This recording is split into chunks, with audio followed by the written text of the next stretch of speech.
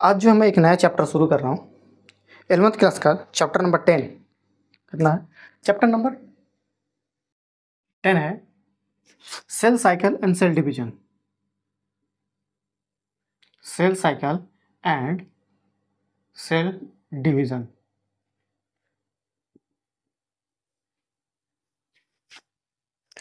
Cell cycle and cell division ये chapter number 10 है 11th class का। ठीक है, ये बहुत इंपॉर्टेंट चैप्टर है नीट के पर्सपेक्टिव में भी और क्या कहते हैं बोर्ड के पर्सपेक्टिव में भी देखोगे तो स्कूल्स में वगैरह में पूछा जाता है अच्छा खासा। और ये जो होता है थोड़ा सा याद करने वाला भी है, डायग्रामेटिक वाला भी चैप्टर है, तो डायग्राम तो एकदम पूछा ही जाता है इसमें। ठीक है, तो सीक्वेंस इसका याद रखना बहुत ज़रूरी है। तो ये जो सेल साइकिल और सेल डिवीजन है, तो देखो कि हमारा सेल साइकिल होता है ना, सेल जो होता है क्या होता है, एक सेल है, ये क्या करेगा, इसका अपना डिफरेंट फेजेज होगा। ठीक है, उस फेज को होते हुए एक और सेल का फॉर्मेशन करेगा। तो ये जो एक सेल से दो सेल का बना है ना, तो ये क्या होता है, सेल डिवीजन होता है। लेकिन यही सेल बना, फिर ये दूसरा बनाएगा, फिर ये तीसरा, ये कंटिन्यूसली जो होता है बनता ही रहता है। एक सेल इसका एक टाइम लिमिट के बाद ये डेड कर जाएगा, लेकिन इससे पहले ये कई बार मल्टीप्लाई कर चुका होगा, उसके बाद नया सेल का फॉर्मेशन कर चुका होगा। तो ये होता है cell cycle and cell division की वजह से। तो एक सिंगल जो भी ऑर्गेनिज्म है, चाहे वो सिंपल ऑर्गेनिज्म की बात कर लो, चाहे मल्टी सेलुलर ऑर्गेनिज्म को हम बात कर लो, इवन जो लार्जेस्ट ऑर्गेनिज्म है वो भी ऑर्गेनिज्म की बात कर लो, तो ये सारे ऑर्गेनिजम्स जो है कहाँ से होता है, और इसका ओरिजिन देखोगे तो ये सारे के सारे क्या सिंगल सेल से ही फॉर्मेशन हुआ है, इसी प्रोसेस के थ्रू, तो सेल साइकिल और सेल डिवीजन के थ्रू। तो सेल जो साइकिल होता है, सेल डिवीजन होता है, इसे देखोगे तो दो तरह का होता है सेल डिवीजन। एक तो हमें मिला माइटोसिस, जिसको हम इक्वेशनल डिवीजन बोलते हैं। क्या बोलते हैं? Equational division. ये जनरली हमारे जो ह्यूमन की बात करें तो हमारी बॉडी के अंदर ये जनरली कहाँ मिलेगा, सोमेटिक सेल में मिलेगा, सोमेटिक सेल्स। दूसरा जो डिवीजन है उसको बोलते हैं मियोसिस। मियोसिस मियोसिस बोलते हैं, ये रिडक्शनल डिवीजन बोलते हैं इसको, रिडक्शनल डिवीजन। ये दोनों को हम देखेंगे इसी चैप्टर में डील करेंगे। और ये कहाँ मिलेगा, हमारे जो भी सेक्स सेल है वहां पर पाया जाएगा। ठीक है, तो ये दो तरह का जो होता है सेल डिवीजन हमारे बॉडी में पाया जाएगा। और इसी के थ्रू जो होता है, जो माइटोसिस होता है जनरली हमारे बॉडी माइटोसिस के थ्रू जो होता है, ये एक सिंगल सेल ऑर्गेनिज्म जो होता है डिवाइड करते रहता है, कंटिन्यूसली डिवाइड होता है। ठीक है, तो डिवाइड होते होते क्लस्टर ऑफ द सेल का फॉर्मेशन कर देता है। और क्लस्टर ऑफ सेल फॉर्मेशन करता है तो उसका मल्टीप्लिकेशन जाता है, ये क्या हो रहा था, फास्ट रह जाता है। फास्ट होते होते फिर क्या हो जाता है, ये जो एक क्लस्टर बनने के बाद एक ऑर्गेनिज्म का फॉर्मेशन कर लेता है। तो वो ऑर्गेनिज्म कहाँ से ऑरिजिन हो रहा होता है, हमारा एक सिंगल सेल से हुई ऑरिजिन होता है। तो ये सारे के सारे हम देखेंगे कि सेल साइकिल मतलब होता क्या, उसके फेजेज के बारे में हम डिस्कस करेंगे। ठीक है, तो अभी देख लेते हैं। तो जितने भी ऑर्गेनिजम्स है वो सारे ऑर्गेनिजम्स कितने मिलेंगे तुम्हें, all the organisms even largest organism की बात कर लो, वो भी कहां से, लार्जेस्ट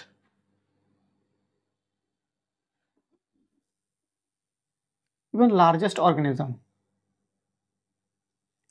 की बात कर लो, ये भी कहां से होगा हमारा, इसका जो लाइफ जो स्टार्ट होता है लाइफ फ्रॉम कहां से, सिंगल सेल से।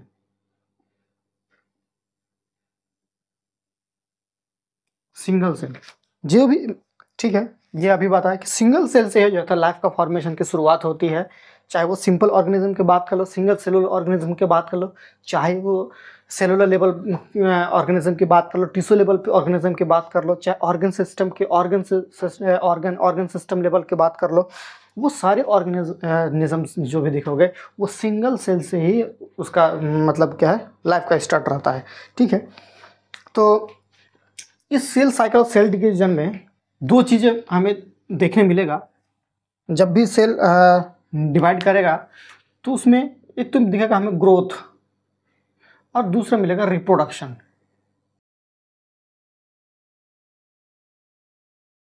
ये दोनों चीज सुनने में तो एक जैसा ही लग रहा, ठीक है, लेकिन होता अलग है।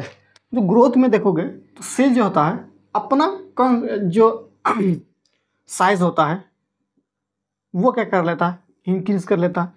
साथ में साइज कैसे इंक्रीज होगा, जो अपना सेलुलर कॉन्स्टिट्यूंट होता है, क्या होता है, सेलुलर कॉन्स्टिट्यूंट होता है, उसका नंबर बढ़ा लेता है।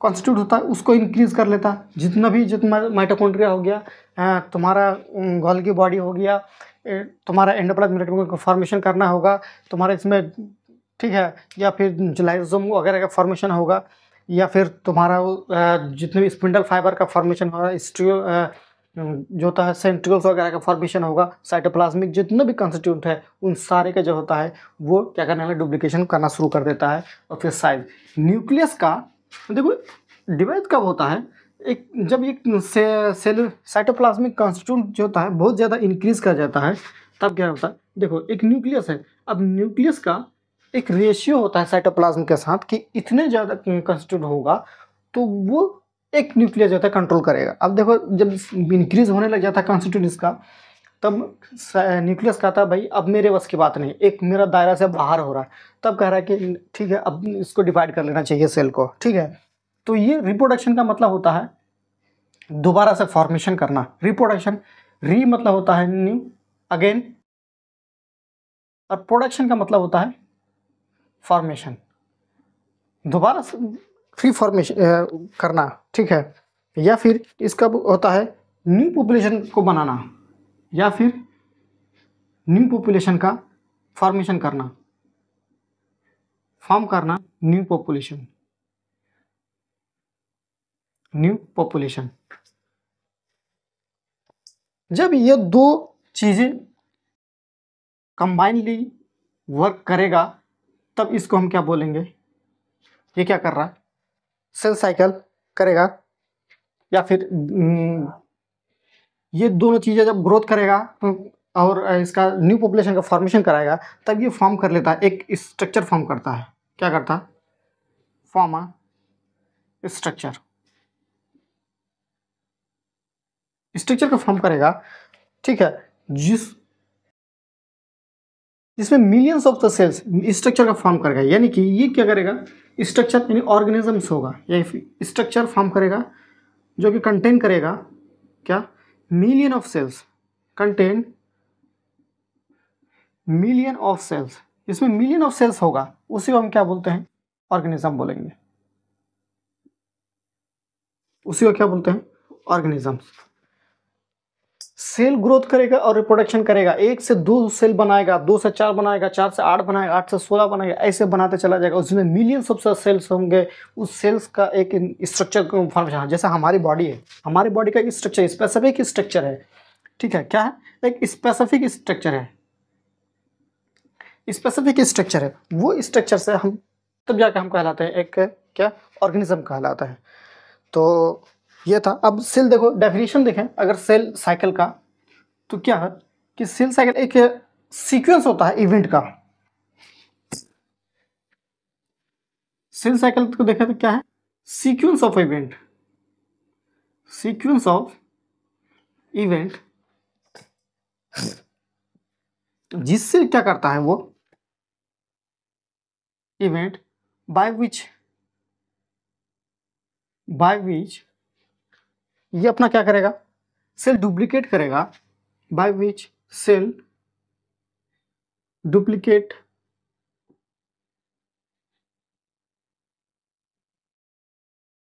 डुप्लीकेट करेगा इट्स जीनोम, उसके जीनोम को बनाएगा, तभी तो बनेगा। जिस टाइप का सेल है वो उसी टाइप का सेल बनाएगा। जैसे मेरा जो सेल्स है, स्किन का सेल्स है, ये स्किन का ही सेल फॉर्मेशन करेगा जब इसका जीनोम इस टाइप का होगा, ठीक है।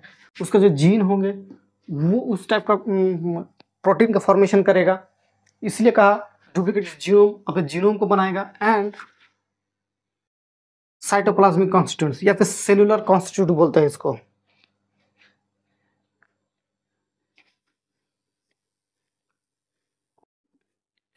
And other cytoplasmic constitute. दूसरे जो साइटोप्लाज्मिक कॉन्स्टिट्यूट है, जैसे माइटोकॉन्ड्रिया वगैरह हो गया, लाइसोसोम हो गया, गोल्गी बॉडी हो गया, ये सारी की सारी चीज़ें ये बनाएगा और फिर अल्टीमेटली क्या करेगा, ये डिवाइड कर जाएगा। एंड इवेंचुअली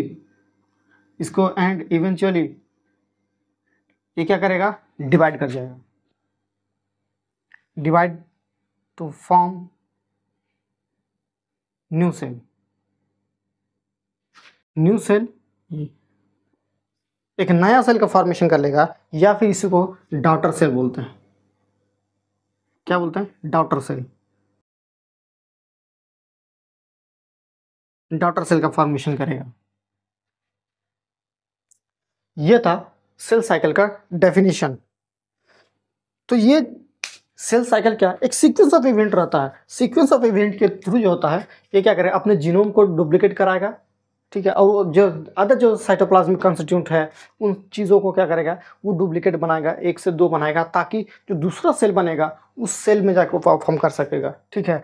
तो ये था इसका। अब देखो, ये ऐसा नहीं कि ये ऐसे मतलब कंटिन्यूसली हो रहा है, ठीक है। तो इसका एक फेजेस होता है, हर स्टेप्स में एक पर्टिकुलर टाइप ऑफ कंस्टिट्यूएंट का फॉर्मेशन रहता है। जैसे प्रोटीन का फॉर्मेशन होगा तो कहाँ होगा, डीएनए का रेप्लिकेशन होगा, तो उसका एक स्पेसिफिक फेज होगा, स्पेसिफिक टाइम फ्रेम होगा, ठीक है। उसके बाद देखोगे तुम्हारा न्यूक्लियस का जो होता है वो डिवाइड होगा, उसका जो जीनोम है, जीनोम का सेपरेशन होगा। ये सारे के सारे एक स्पेसिफिक फेज में ही रहता है। ऐसा नहीं है कि जैसे G1 फेज में गए, स्टार्टिंग में ही डीएनए का जो होता है डुप्लीकेशन हो गया और प्रोटीन का फॉर्मेशन बाद में हो रहा है, या ऐसा कुछ है, ऐसा नहीं है। वो इस सीक्वेंस में, इसीलिए इसने कहा है कि सीक्वेंस ऑफ इवेंट है। ये इंपॉर्टेंट बात है, सीक्वेंस है एक, ऐसा नहीं कि रैंडमली कहीं से भी स्टार्ट हो रहा हो, एक सीक्वेंस है। उस सीक्वेंस के थ्रू जो होता है इसका डुप्लीकेशन होता है। तो देखोगे इस सीक्वेंस के लिए इसका फेजेस में डिवाइड कर दिया है, साइंटिस्ट ने इसको फेजेस में डिवाइड कर दिया है। 2 फेज में मिलेगा, एक इंटरफेज और एक होता है एम फेज।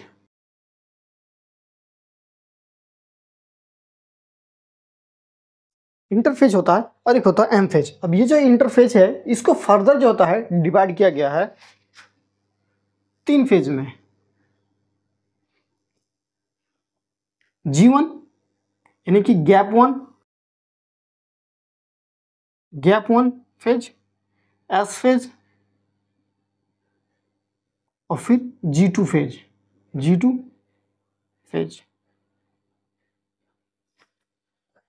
इस 3 फेज में डिवाइड किया गया है। किसको, इंटरफेज को। एम फेज को देखोगे तो एम फेज को भी फर्दर डिवाइड किया गया, prophase, metaphase, anaphase and telophase. ये 4 फेज में एम फेज को डिवाइड किया गया है। जो मेन एक्चुअल जो सेल जो डिवीजन होता है वो इस वाले फेज में होता है। ये क्या है, ये होता है रेस्टिंग फेज। इसको रेस्टिंग फेज भी कहा जाता है। ऐसा नहीं है कि इसमें सेल जो होता है कोई वर्क नहीं करता, वर्क कर रहा होता है, लेकिन माइक्रोस्कोपिक लेवल पे जो होता है इसको विजिबिलिटी नहीं मिलता है उतना, इसीलिए इसको रेस्टिंग फेज भी किया गया। इसको प्रिपरेटरी फेज के नाम से भी जानते हैं। किसको, ये जो इंटरफेज है, इंटरफेज को हम प्रिपरेटरी फेज भी बोलते हैं। यानी कि इसमें क्या होता है, ये सेल को प्रिपेयर करता है, सेल को प्रिपेयर करता है ताकि वो डिवाइड कर सकते। एक्चुअल डिवीजन होता है यहाँ पर, एक्चुअली यहाँ पर डिवीजन होता है। इसीलिए इसको डिवीजन फेज भी कहते हैं। ठीक है, हम इस सारे के सारे एक एक चीज़ के हम देखेंगे आगे। तो हम सबसे पहले इंटरफेज को देख लेते हैं। अच्छा, एक चीज़ और है, चलो इंटरफेज में हम डिस्कस कर लेंगे।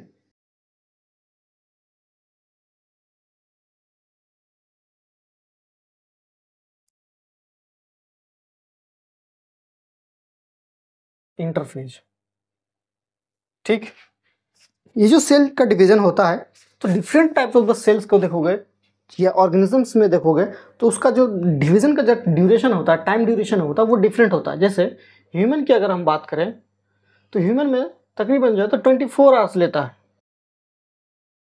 यही चीज ईस्ट में देखोगे तो 90 मिनट्स के अंदर ये क्या करता है, डिवाइड कर जाता है। मतलब 1 से 2 सेल का फॉर्मेशन हो जाता है। कितने टाइम में? ह्यूमन में 24 घंटे लेता है और ईस्ट के अंदर 90 मिनट्स में लेता है, यानी कि 1.5 घंटे में ही उसका सारा प्रोसेस कंप्लीट हो जाता है।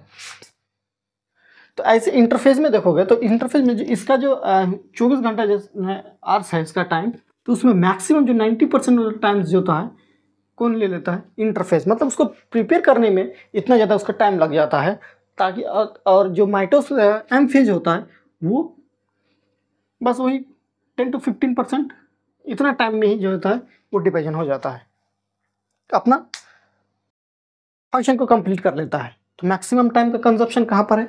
इंटरफेज में। तो इंटरफेज की अगर बात करें हम, तो इसको देखो, तो इंटरफेज को एक और नाम से जानते हैं, रेस्टिंग फेज, या फिर इसको एक और नाम से जानते हैं, प्रिपरेटरी फेज।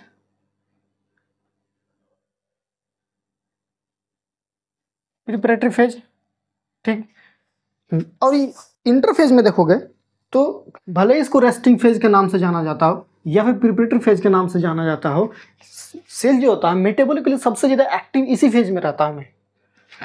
जैसे कि मैंने बताया कि माइक्रोस्कोपिक लेवल पर जो होता है इसमें विजिबिलिटी उतना ज़्यादा नहीं दिखता है इसका, ठीक है। तो क्योंकि इसमें जो जितना भी मेटाबॉलिज्म वगैरह हो रहा होता है वो विजिबिलिटी नहीं देता, इसलिए इसको रेस्टिंग फेज के नाम से दे दिया है। लेकिन सबसे ज़्यादा मोस्ट एक्टिव फेज जो होता है वो इंटरफेज ही होता है। सेल जो होता है ये क्या है? Most active phase, most active phase होता है। क्योंकि डीएनए वगैरह जो सिंथेसिस होगा, प्रोटीन वगैरह का सिंथेसिस होता है, वो कहाँ पर मिलेगा? हमारे इसी में ही मिलता है, ठीक है। तो ये क्या कहता है, लास्ट होता है अबाउट 90% ऑफ टाइम कंज्यूम करता है इसमें। 24 घंटे में मैक्सिमम टाइम जो होता है इंटरफेज में ही हमारा लग जाता है। उसके बाद consume duration of cell cycle, duration of cell cycle, ठीक है। और इसमें क्या रह गया? इसमें जो था जैसे बताया कि मोस्ट एक्टिव होता है, मतलब मेटाबॉलिकली इसमें बहुत ज़्यादा एक्टिव रहता है, मेटाबॉलिकली सीक्वेंशियल चेंज होता है।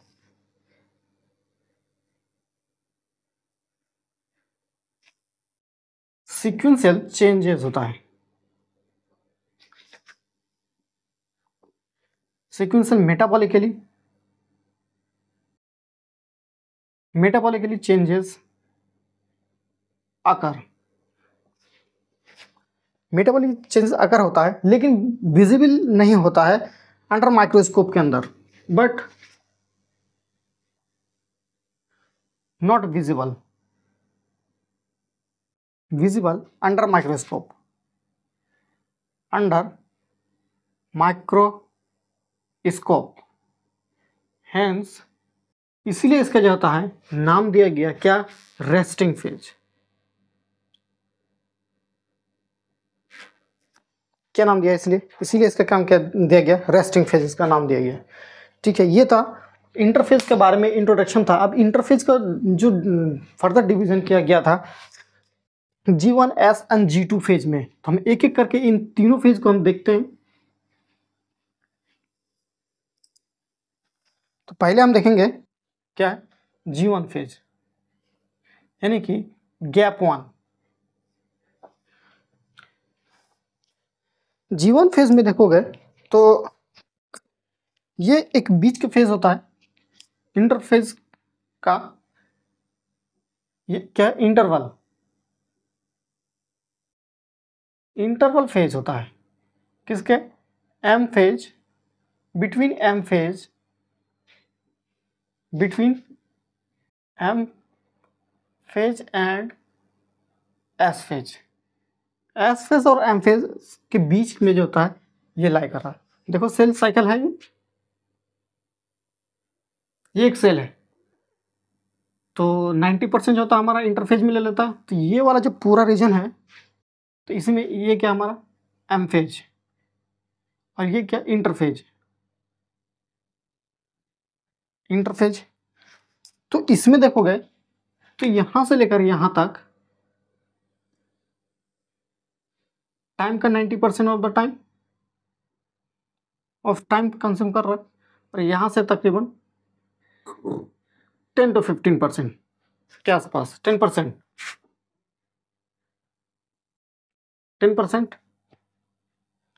तो ये देखो ये क्या हमारा, ये कि G1 फेज, एस फेज, और ये हमारा एस फेज थोड़ा बड़ा रहेगा, S phase and G2 phase.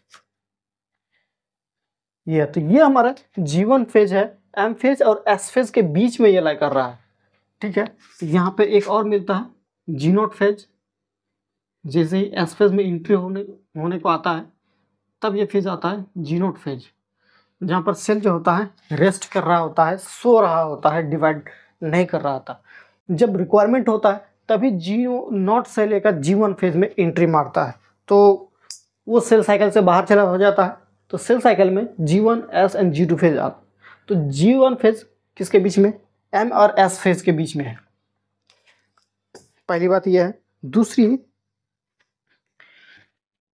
जीवन में इसमें क्या होता है, मेटाबॉलिकली एक्टिव रहता है, मेटाबॉलिकली एक्टिव रहता है।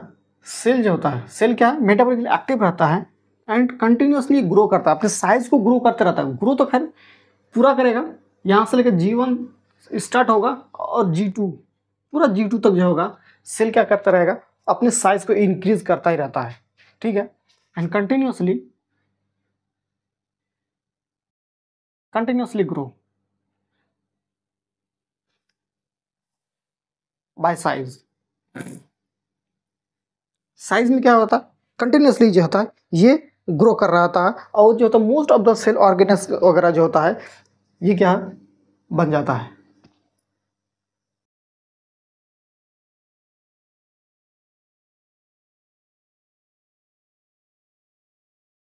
इसी फेज में मोस्ट ऑफ द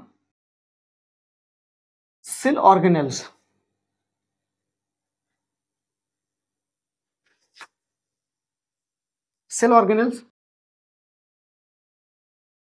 क्या हो जाता है, इंक्रीज हो जाता है। जितने भी माइटोकॉन्ड्रिया हो गया, ठीक है, या फिर सेंट्रोस वगैरह एस फेज, सेंट्रोस तो एस फेज में फॉर्मेशन होता है, लेकिन हमें देखोगे आरएनए का फॉर्मेशन होना या फिर जो गोल्गी बॉडी वगैरह का फॉर्मेशन होना, मोस्ट तो ज़्यादातर जो ऑर्गेनल्स है सेल के अंदर वो कहाँ पर, G1 फेज में ही उसका शुरू हो जाता है, इसका फॉर्मेशन कर लेता है, ठीक है, एंड इंक्रीज कर देता है नंबर में। और क्या होता है, डिफरेंट साथ में ही सिंथेसिस करता है डिफरेंट टाइप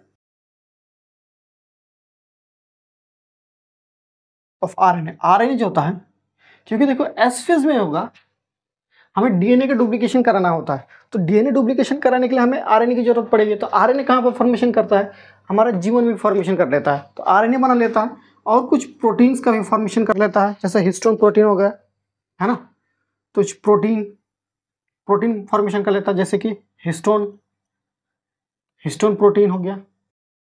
जो डीएनए सिंथेसिस में रिक्वायरमेंट होगा वो सारी का सारी चीज़ें कहाँ पर मिलेगा, हमें G1 फेज में हमें मिल जाता है, ठीक है। अब ये तो G1 था, अब शुरू होता है हमारा एस फेज, यानी कि सिंथेसिस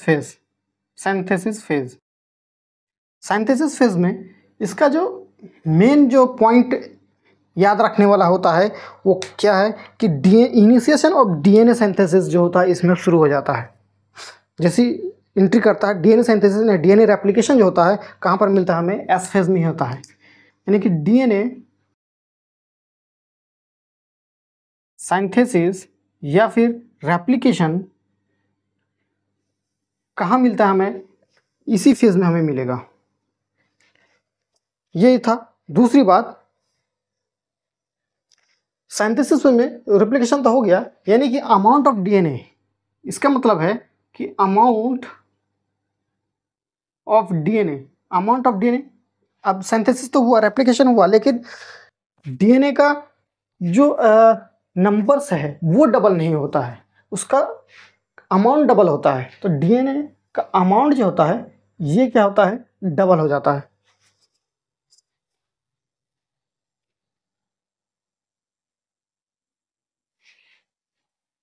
अमाउंट ऑफ डीएनए पर सेल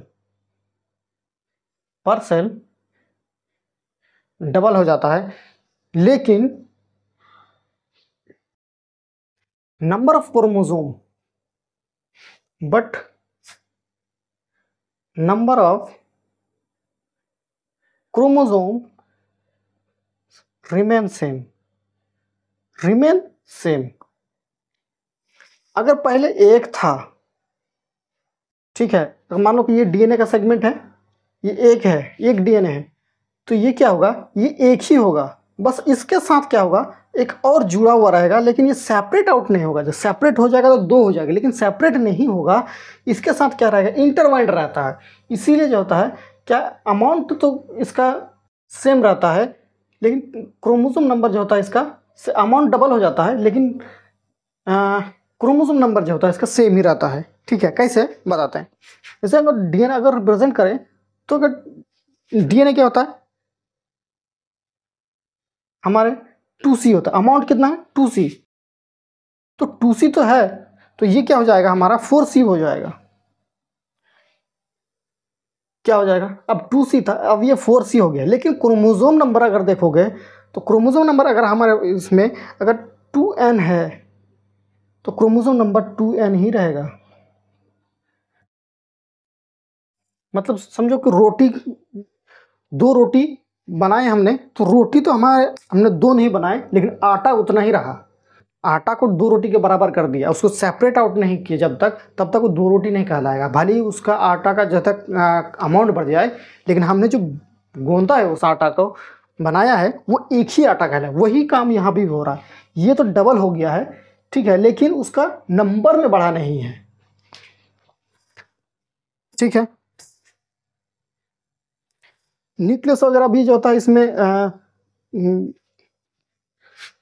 एस फेज में होता है, रेप्लिकेशन शुरू हो जाता है। साइटोप्लाज्म में सेंट्रियोल्स वगैरह का भी ये जो एस फेज है, इसी एस फेज में सेंट्रियोल्स का भी डुप्लीकेशन शुरू हो जाता है। सेंट्रियोल्स डुप्लीकेट कर जाता है इसमें, ताकि जो होता है जब एम फेज में जाए तब ये सेंट्रियोल जो होता है, या फिर ये बहुत सारे जो होता है प्रोटीन वगैरह भी फॉर्मेशन हो गया था। एस फेज में देखोगे तो इसमें भी प्रोटीन वगैरह का फॉर्मेशन हमें देखने को मिल जाएगा, ताकि ये प्रोटीन जैसे कि स्पिंडल फाइबर वगैरह का फॉर्मेशन करने के लिए, है ना। तो ये हमें एस फेज में हो गया। अब हमारे पास बच जाता है क्या, इंटरफेज का एक और सब फेज मिलेगा, G2 phase.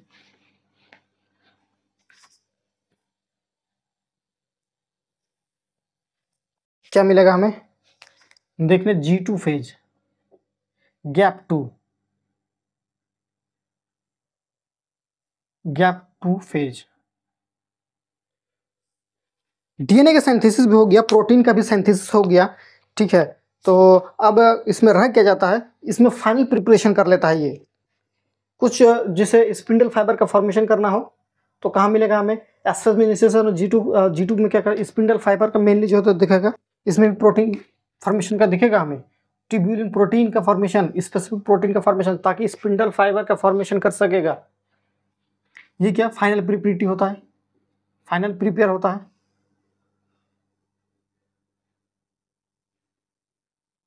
पैरेटरी phase, final preparation कहाँ हो गया, G2 फेज में हो गया। इसमें क्या हुआ, ट्यूबुलिन प्रोटीन का फॉर्मेशन हो गया। ट्यूबुलिन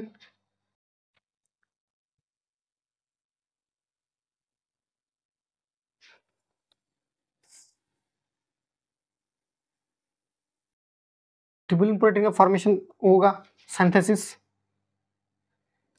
और ये कहाँ पर इस्तेमाल होता है, इस spindle fibre required for the formation of spindle fibre. Spindle fibre, अब स्पिंडल फाइबर का क्या फंक्शन है वो हमें एम फेज में पता चलेगा। फिलहाल इतना याद रखो कि स्पिंडल एक फाइबर होगा जो कि यहाँ से क्रोमोसोम के साथ और यहाँ सेंट्रियोल के साथ बाइंड करेगा और ये आपस में खींचेगा, खींच के सेपरेट आउट करेगा। इसलिए मैंने कहा था, इसमें देखोगे कि ये जो डीएनए जो था 2C था, ये 4C था, और 2N क्रोमोसोम था, ये 2N ही था। अब ये जो 2C अमाउंट डबल है, इस डबल को 2C प्लस 2C में कन्वर्ट करेगा, खींच के अलग करेगा। वो खींचने का काम कौन करेगा, एक ट्यूबुलिन प्रोटीन से फॉर्मेशन होने वाला है स्पिंडल फाइबर। ये स्पिंडल फाइबर इसको 4C से 2C को सेपरेट आउट करेगा और एक नया सेल को प्रोवाइड करा देगा। ठीक है, तो ये स्पिंडल फाइबर का क्या है, फंक्शन है। और इसमें क्या रह गया हमारा, ये तो और देखो हमने कहा था कि सेल ग्रोथ तो हमारे पूरे इसमें दिखेगा इंटरफेज में। तो सेल जो होता है कंटिन्यूसली ग्रोथ करेगा, सेल कंटिन्यूसली ग्रो करता ही रहता है। ये था G2 का मेन फंक्शन। ठीक है, तो अब हम एंट्री करेंगे किसमें, एम फेज में। M phase so mitosis phase भी बोलते हैं। एक्चुअल जो सेल डिवीजन का डिवीजन जो पता चलता है वो यहीं पर है। अब इसका भी सब डिवीजन हमने देखा था, उसको भी हम एक एक करके डील करेंगे। ठीक है, तो एम फेज को, ये वीडियो थोड़ा सा लंबा हो जाएगा इसलिए एम फेज हम नहीं देखेंगे अभी। एम फेज के लिए एक अलग से वीडियो बना देंगे। तो ये हमारा क्या था, हमने देखा सेल साइकिल और सेल डिवीजन का एक पोर्शन हमने देखा जो माइटोसिस सेल डिवीजन था, उस सेल डिवीजन के इंटरफेस को देखा। अब एम फेज बचेगा, उसके बाद फिर आएगा हमारा ये वीडियो क्या, म्यूसिस के ऊपर आएगा। तो म्यूसिस कहाँ पर होगा वो भी हम उस टाइम देख लेंगे। तो अभी इंटरफेस ही हमने देखा है, तो फिलहाल के लिए अभी इतना ही।